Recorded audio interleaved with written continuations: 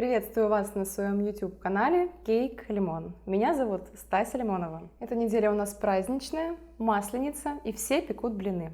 И я решила поделиться с вами невероятно интересным десертом. Это блины без белой муки, белого сахара, яиц и молока. Это вообще возможно? Давайте узнаем с вами вместе.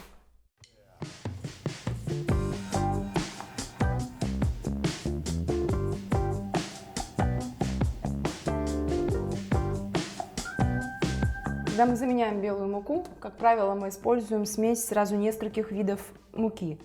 Это происходит потому, что каждая из них имеет разные свойства. Здесь у меня уже смешаны 3 вида муки: кукурузная, миндальная и рисовая. Их обязательно нужно просеять для того, чтобы избежать комкования.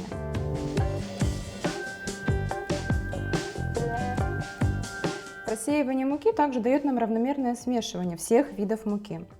Сразу хочу вас предупредить, что необходимо здесь использовать весы для того, чтобы полностью соблюдать граммовки, поскольку использование большего либо меньшего количества муки может испортить текстуру блинов.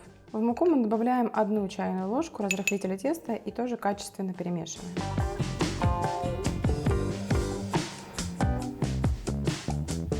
В данном рецепте белый сахар мы заменим кокосовым сахаром. И для того, чтобы он качественно вмешался в нашу мучную смесь, я перебью его в кофемолке до состояния сахарной пудры.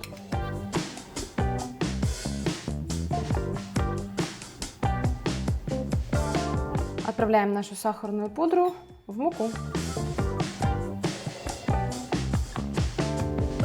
Есть разные способы заменить обычное куриное яйцо. Мы в нашем рецепте будем использовать так называемое льняное яйцо. Что нужно для того, чтобы его сделать? 4 части, 1 часть льна и 3 части воды. Здесь мы используем 2 льняных яйца, так называемых. Лен необходимо перемолоть в кофемолке, после этого залить водой и дать ему настояться 5-7 минут, не больше. Если вас смущает привкус льна в тесте, советую вам использовать золотой лен, он практически не имеет вкуса и абсолютно не ощущается в выпечке.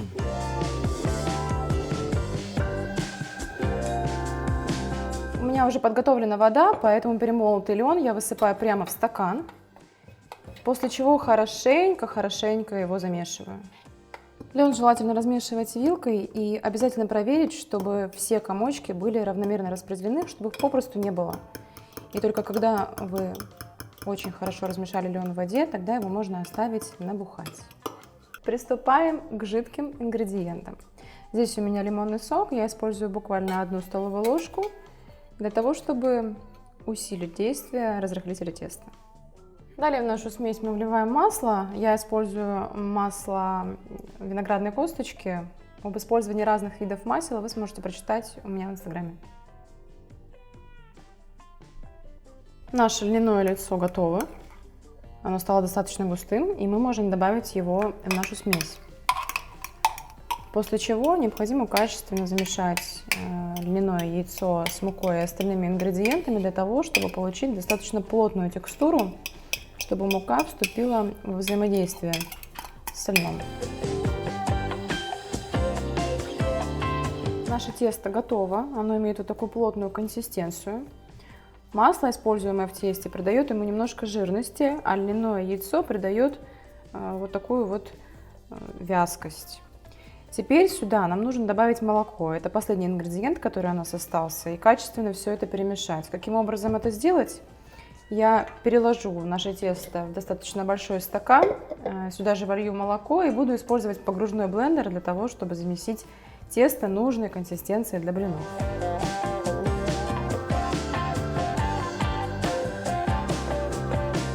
Здесь мы используем кокосовое молоко растительное из тетрапака. Главное, чтобы оно было невысокой жирности. Я вас прошу, когда вы приобретаете растительное молоко, обращайте внимание на состав, чтобы там не было дополнительных ненужных ароматизаторов, либо белого сахара. Также здесь можно использовать соевое молоко хороших производителей с хорошим составом. Главное, чтобы оно было не жирным. Если вы переживаете, что кокосовое молоко даст кокосовый привкус блинчикам, этого не произойдет. Блины будут иметь достаточно уже знакомую нам и консистенцию, и вкус. Такой блендер использую, так называемая нога.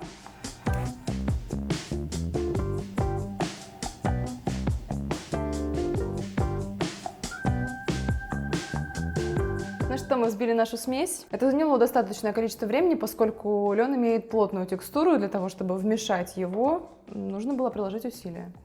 Как видите, консистенция у нас очень напоминает консистенцию обычных классических блинов. И важно, у нас нет никаких комочков. Смесь готова для того, чтобы печь блины. Технология выпекания блинов ничем не отличается от тех блинов, которые мы с вами привыкли есть. Моя рекомендация по сковороде: я предлагаю использовать сковородку с плотными толстыми стенками, поскольку такая сковорода быстрее нагревается, быстрее остывает, и это более благоприятные условия для того, чтобы запекать блины. Также мой небольшой лайфхак: я использую ватный диск, обернутый марлей, для того, чтобы смазать сковороду. Буквально немножко макаю этот диск в масло.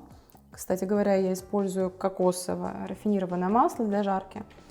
И этим тампончиком промазываю хорошенечко сковородку. Таким образом, она не получается очень жирной, наши блины не пропитываются маслом, но и не пристают к дну и стенкам. Что говорят первый блин комом? Надеюсь, мы будем исключением.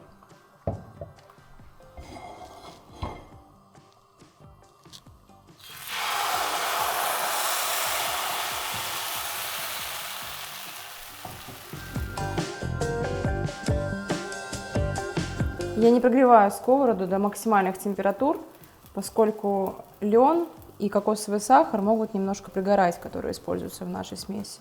Поэтому на средней температуре жарим блины.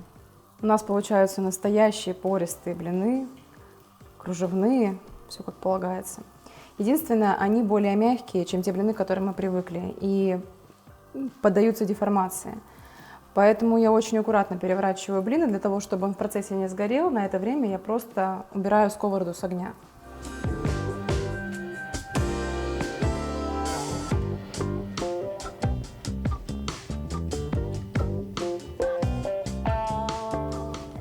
Наш блин получается такого насыщенного цвета, как я уже сказала, за счет льна и кокосового сахара. Это вполне норма.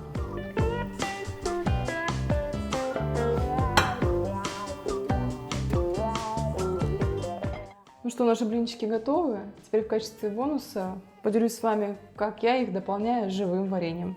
У меня размороженная вишня без косточки. Здесь полная пачка. Я немного слила с нее лишней жидкости, чтобы оно не было очень жидким.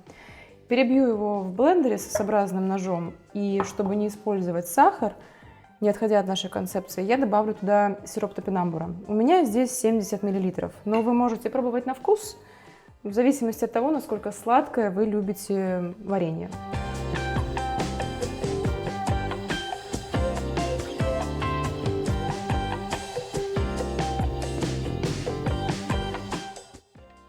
Представьте, сколько пользы блинчики вы будете есть со свежей вишней, без сахара, и это будет очень-очень вкусно. Наше масленичное угощение готово. Если вам понравился мой рецепт, обязательно подписывайтесь и ставьте лайк.